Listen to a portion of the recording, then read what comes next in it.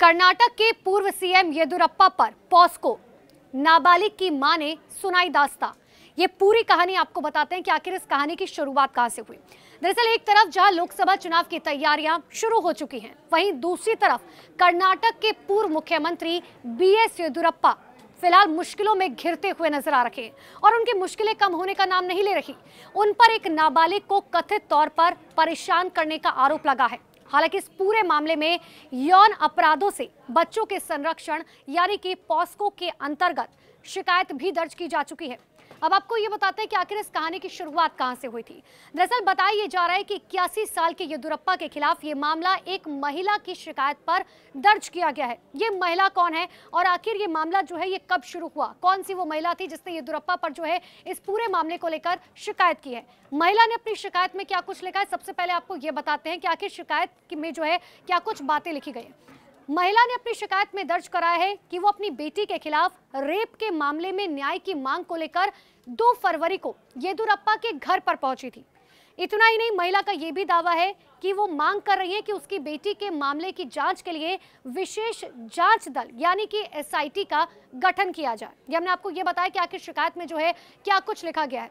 महिला ने एफआईआर में शिकायत दर्ज कराई है और उसमें ये साफ तौर पर कहा है कि येदियुरप्पा नाबालिग बेटी को एक कमरे में ले गए और उसके बाद दरवाजा बंद करके उसका यौन उत्पीड़न किया।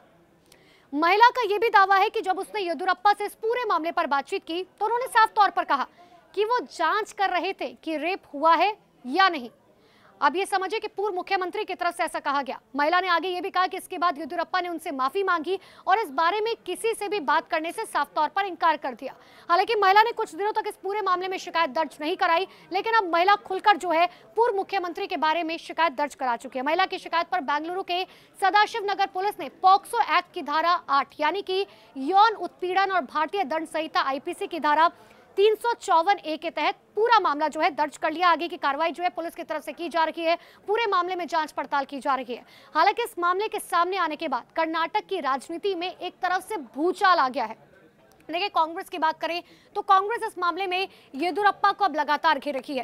हालांकि भारतीय जनता पार्टी के नेताओं ने इसे साजिश बताया है। बीजेपी के नेता साफ तौर पर कह रहे हैं कि महिला की तरफ से साजिश की जा रही है और एक कांग्रेस के नेता है जो येदियुरप्पा के खिलाफ साजिश कर रहे हैं। हालांकि येदियुरप्पा ने क्या कहा, उन्होंने कहा कि दूसरी तरफ येदियुरप्पा ने इस पूरे मामले में कहा कि कुछ दिन पहले एक महिला जरूर मेरे घर पर आई थी, वो रोते हुए अपनी समस्या के बारे में बता रही थी। मैंने जब उससे पूरा मामला पूछा और व्यक्तिगत तौर पर पर्सनली तौर पर मैंने पुलिस आयुक्त को फोन करके महिला की मदद करने को कहा, लेकिन बाद में महिला ने मेरे खिलाफ ही बोलना शुरू कर दिया और इसके बाद अब इस पूरे मामले में मैंने पुलिस कमिश्नर से जो है बातचीत की है। येदियुरप्पा साफ तौर पर कह रहे हैं और पुलिस ने अब मेरे के खिलाफ मामला दर्ज किया है। इतना ही नहीं, येदियुरप्पा ने यह भी कहा कि देखते हैं कि आगे क्या कुछ होता है। मैं ये नहीं कहूंगा कि इसके पीछे कोई राजनीतिक मकसद है, वो साफ तौर पर इससे इंकार भी करें। हालांकि उन्होंने ये भी कहा कि पुलिस जो है पूरे मामले की जांच पड़ताल कर रही है, महिला की शिकायत को प्राथमिकता के तौर पर रखा गया है। अब ये भी समझना जरूरी हो जाता है कि कर्नाटक के गृह मंत्री क्या कह रहे हैं। देखिए, कर्नाटक के गृह मंत्री जी परमेश्वर ने साफ तौर पर कहा कि रात लगभग 10 बजे एक महिला ने पूर्व मुख्यमंत्री बीएस येदियुरप्पा के खिलाफ शिकायत दर्ज कराई। हालांकि पुलिस ने यह पूरा मामला दर्ज कर लिया है। जब तक हमें सच्चाई के बारे में तह तक हम नहीं चले जाते हैं, हम कुछ भी खुलासा नहीं कर सकते हैं। इतना ही नहीं, उन्होंने ये भी कहा कि एक बहुत ही संवेदनशील मामला है क्योंकि इसमें एक पूर्व मुख्यमंत्री शामिल है और मुझे नहीं लगता है कि इसमें कोई भी राजनीतिक एंगल हो सकता है। अगर पीड़ित महिला को सुरक्षा की जरूरत पड़ती है तो वो भी उसे दी जाएगी। गृह मंत्री की तरफ से महिला की सुरक्षा को लेकर साफ तौर पर आश्वासन दिया गया है। देखिए, पॉस्को एक्ट की बात की जा रही है तो ये भी समझना जरूर हो जाता है कि आखिर पॉस्को एक्ट जो है वो है क्या। देश में बच्चों और नाबालिगों के यौन शोषण के बढ़ते मामलों के मद्देनजर सरकार द्वारा पॉक्सो एक्ट जो है वो लागू किया गया था। अब इसमें क्या कुछ है ये भी आप समझिए, जिसमें बाल यौन शोषण की घटनाओं पर अंकुश लगाने यानी कि किसी भी तरीके से रोक लगाई जा सके, ये एक्ट या अधिनियम जो है महिला और बाल विकास मंत्रालय द्वारा साल 2012 में बनाकर इसे लागू किया गया था। अब इसके तहत सजा कितने साल की होती है ये भी समझिए। पॉक्सो एक्ट का फुल फॉर्म जो है वो क्या कुछ कहलाता है, protection of children against sexual offence, ये पॉस्को एक्ट की जो है फुल फॉर्म है। अब आप ये भी समझिए कि आखिर इसमें जो है कितने साल की सजा होती है। पॉस्को के खिलाफ यौन अपराधों के खिलाफ बच्चों की सुरक्षा संबंधी कानून के तौर पर भी इसे जाना जाता है।